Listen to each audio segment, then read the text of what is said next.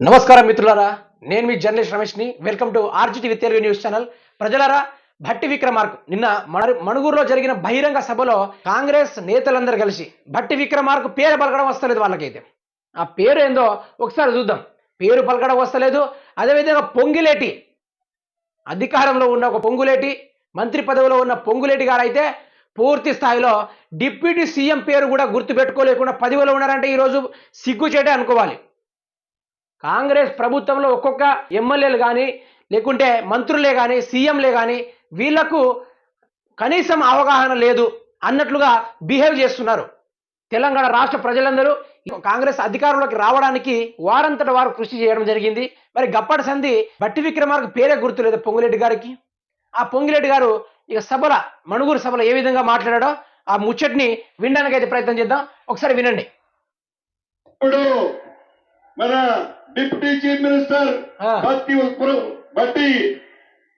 ఉప్పల విక్రమార్క గారిని మాట్లాడవలసిందిగా కోరుతున్నాను. ఇజ్జత్ పోతుంది ఈ ముచ్చట ఎవరికైనా చెప్పుకుంటే. ప్రజలారా, ఈ ముచ్చట చూడండి, మళ్ళీ ఇంకోసారి వినండి, మెల్లసరి ఒకసారి పెడతా వినండి. ఇప్పుడు మన డిప్యూటీ చీఫ్ మినిస్టర్ బట్టి ఉప్పలని చెప్పి విక్రమార్క గారిని మాట్లాడవలసిందిగా కోరుతున్నాను. అన్నం లేని విక్రమార్క అని చెప్పు లాస్ట్కి. ఇక సిగ్గుండాలి కొంచెమన్నా, నిజంగా చెప్తున్నా కదా, కొంచెమన్నా ఇజ్జత్ పోయే వ్యవహారాలు ఇవన్నీ, అంతేనా కదా ప్రజలారా? మీరే చెప్పండి. ఇజ్జత్ పోయే వ్యవహారాలు కదా ఇది. బట్టి విక్రమార్క పేరు పలకస్తలేదు. లాస్ట్కి ఆ బట్టి విక్రమార్ల ఉప్పలు వచ్చింది, బట్టి విక్రమార్ల ఊస వచ్చింది, బట్టి విక్రమార్కల ఇక అన్నం లేని విక్రమార్క కూడా ఆ పేరు వచ్చింది. ఇదేం దౌర్భాగ్యం ఇది? డిప్యూటీ సీఎం ఆయన, కార్యకర్త కాదు, తెలంగాణ రాష్ట్ర కాంగ్రెస్ కార్యకర్త కాదు, డిప్యూటీ సీఎం. తెలంగాణ రాష్ట్రానికి సీఎం తర్వాత సీఎం ఆయన పేరు కూడా గుర్తుపెట్టుకోలేకపోయిన పొంగులేటి గారు అయితే మరి మీరే చూడండి ఇక ఎట్లా ఉందో. 8 సంవత్సరాల నుంచి పేరు గుర్తుపెట్టుకునే మరి గత ప్రభుత్వాల్లో ఉన్న బడ్జెట్ల సమావేశాలు ఏ విధంగా మాట్లాడుకుంటున్నారు చెప్పండి. పక్కబంటి డిప్యూటీ సీఎం పేరే గుర్తు లేకపోయా. మీరు ఇప్పుడు వచ్చి కలుసుకున్నారంటే ఆ ముచ్చట కూడా లేదా? 8.5 సంవత్సరాల నుంచి మీరు ఏకమై కాంగ్రెస్ పార్టీ అధికారం రావడానికి ఎన్నో కొట్లాటలు పడ్డారు. మీ వంతు మీరు కృషి చేశారు. అట్లాంటి బట్టి విక్రమార్క పేరు పలకపోవడం ఏంది పొంగులేటి గారు? మీరే చెప్పండి.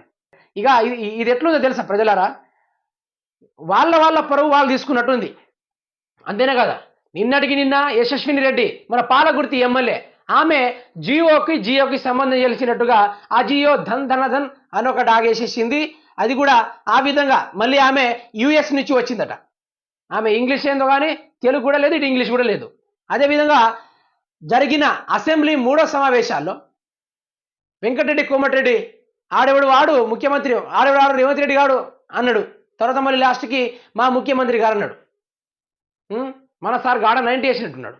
మరి ఈరోజు వచ్చేసేమో పొంగులేటి గారు అయితే నిన్న మణుగూరులో జరిగిన సభలో భట్టి విక్రమార్క పేరు కూడా పలకడం వస్తలేదు.